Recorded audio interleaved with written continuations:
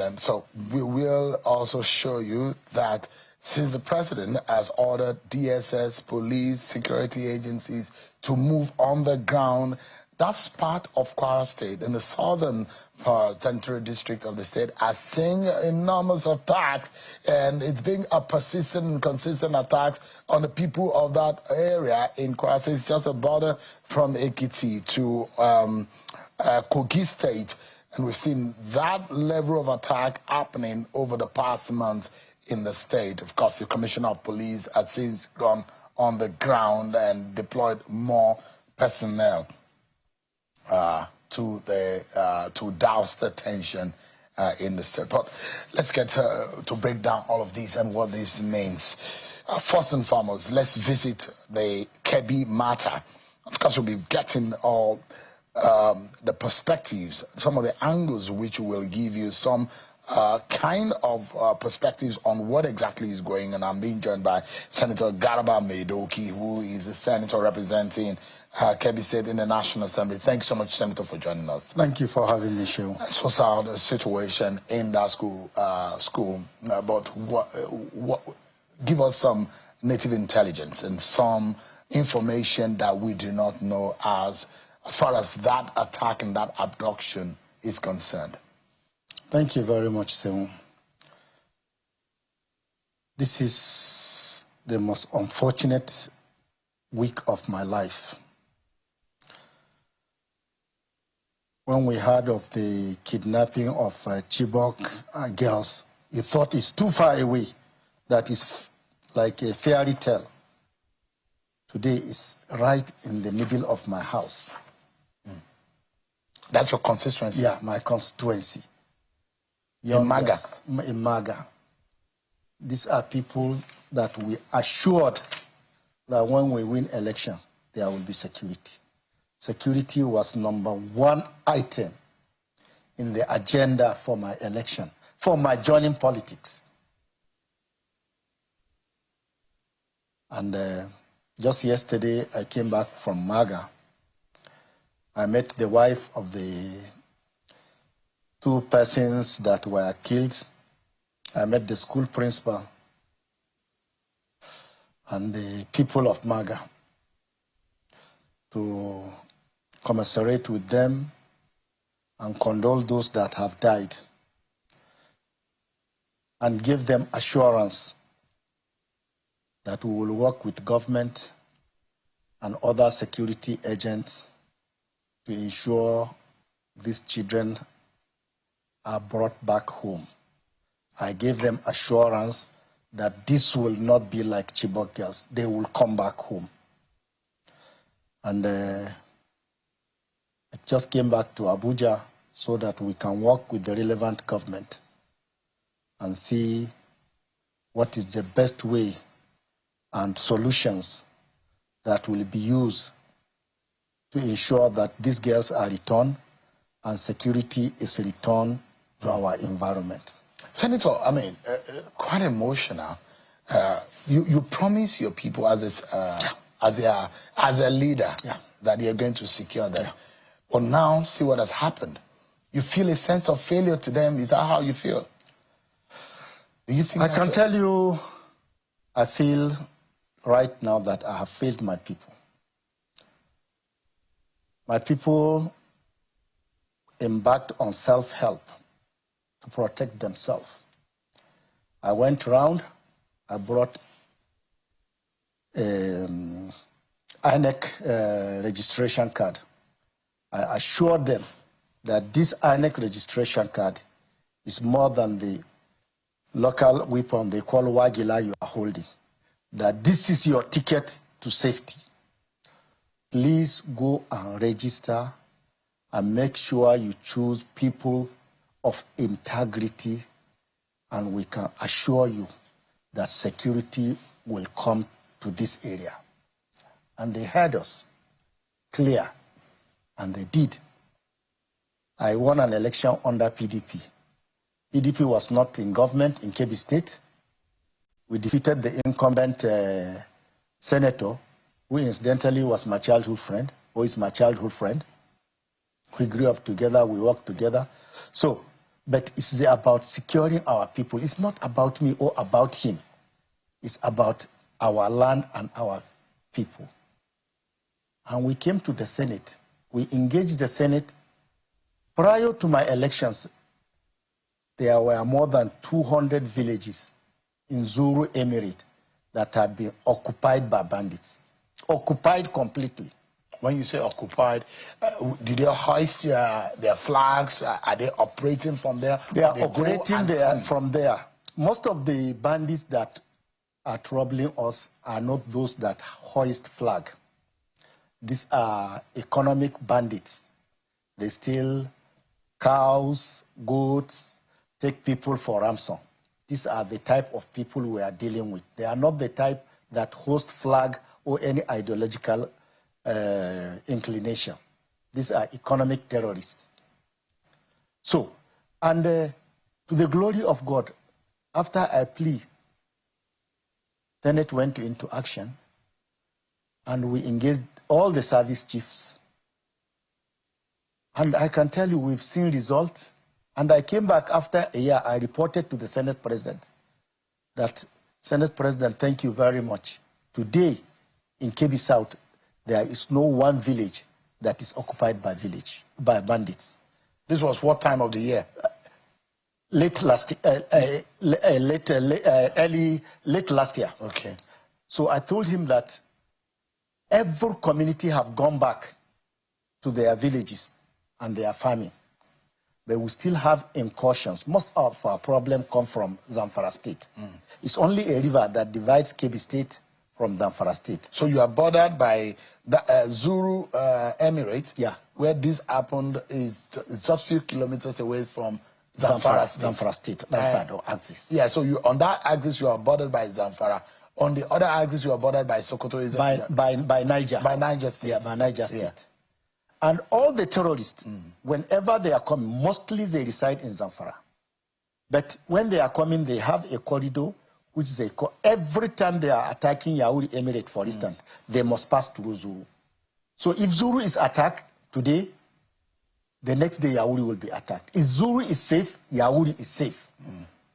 So I reported we've seen progress, but there are incursions.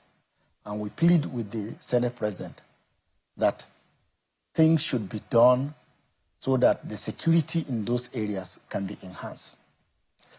The armed forces themselves, the Nigerian army, have mapped out a particular location where they wanted to do forward operation base. They bought the land, they are paid compensation, and I keep asking, when are you going to mobilize? If your presence alone in that location will secure that area.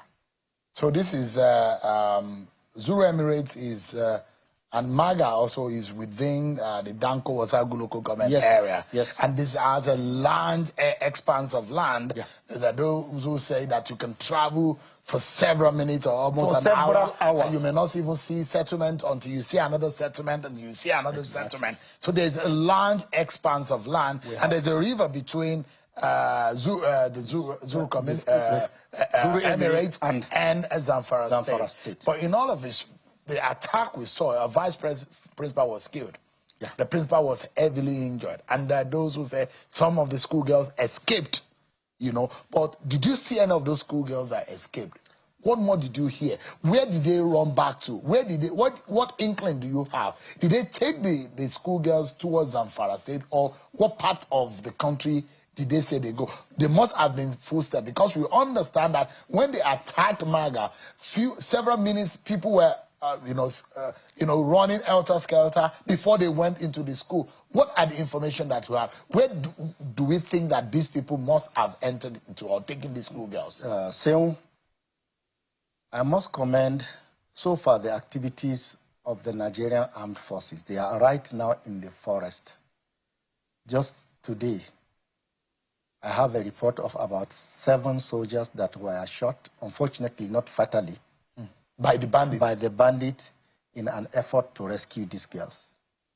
We have a fair idea of where the girls are, and we are sure they have not moved outside my constituency in Kebbi South. So they are likely to be within, they've not crossed outside of Kebbi State. They have not, from all the intelligence we have, they have not crossed outside the Kebbi South Senatorial District. So there is a huge hope. There is high hope that these girls will be returned home in the next 1 or 2 days. That is the hope we have. I mean, based on information. And I mean, the mothers, the parents of these children are in anguish. They are deeply pained, and everyone in the nation is really deeply pained by this. This should never have happened again. We saw the Chibok girls, and we say, God forbid these kind of things happen. We saw school attacks in part of the country after the Chibok schoolgirls attack, but we thought that this would never happen again because we thought that there were initiatives to secure the schools. Where were those initiatives? Is this school not secured? Are there no NSCDC, because these are the people, that's the agency of government that is saddled with that responsibility of safeguarding the schools. What really happened? What went wrong? So, the biggest problem of Nigerian security of the armed forces is lack of boots on the ground. The Senate realized this, and in one of our budget, we made sure that money is voted so that about 4 or 5 recruitment centers of army personnel are open.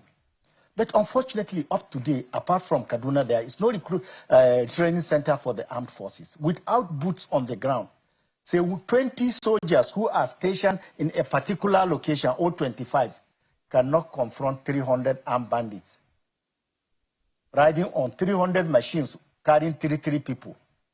There is no way. The number of the armed forces confronting this security challenge is very, very negligible. So the security agency they were not on ground. Even if they are on ground, they don't have the capacity to fight this bandit. But these bandits were in Maga community for over an hour, from what we understand. True or false? True. How long did they operate? Because we understand they entered into the town, and it looks like the school was directly targeted. The school was directed. They planned the attack to kidnap the schoolgirls. Is that right? That was what brought them. And we have a fair idea that they've been targeting that school for a long time. And some security measures were taken. But so I keep telling you, there is an army checkpoint just 5 kilometers away. But there are only 10 or 20. So I'm not Did a they soldier. overpower them? I'm not a soldier, so, but I understand the rule of engagement in the army is 1 to 2. 2 soldiers to 1 bandit. So if you come with 300 machine or 100 machine, that means 300 bandits, and you have only 25 soldiers. That is suicide. So even from there, the soldiers know their number 1 priority is to defend themselves. How did they transport the girls? You know, they have these machines that they have been expert in riding this machine along the path of farm settlement, even in when in the rainy season, when crops are being planted in farmlands. So they take less than 5-10 minutes to reach a community. Once you hear that they are here today, in the next 1 hour, they are done. They've gone. They've evaporated. And they move very fast. They move very fast, more than the pickups that the military are using. Apart from the girls that they took, did they take anything? Because you said that some of them are economic bandits. They have taken cows. They have taken with. I'm talking about this particular attack. Yeah, they came with. They've already packed certain cows, and there are a large number of cows there. How did they transport those cows? By road. In a truck? No, by road. They follow them, and they form a shield. So, last time when our army did excellently well to neutralize most of them, it was all, yes, training and luck. Because if you are 25, I keep saying, you cannot face 100 bandits. So they put the schoolgirls on the back of the bikes. Yeah. They must have brought, because they took 25 of them. About 100 bikes took place with 33 people. Wow. All of them armed. And I can tell you, in those terrain, they can travel a long distance within a matter of 5-10 minutes. The schoolgirls who escaped, are they in good condition? Are they okay? They are okay. It's only one girl that escaped.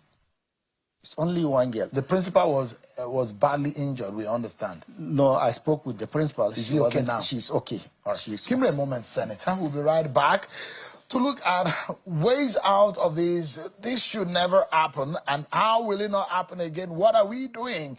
Are we just reactive, or we are making proactive measures to ensure that not only that the nation, its perimeters are secured, but its people feel safe in their own land? We'll be right back after this break, everyone. Thanks so much, everyone, for staying with us on the program. We've been discussing the Kebbi schoolgirls abduction. Senator Garba Maidoki is a senator representing that area of Kebbi State. Senator, the VP is there. The assurances that we're getting, what do you think can be done to ensure the safe return of these kids and a permanent fix into some of these issues? Thank you very much, Theo.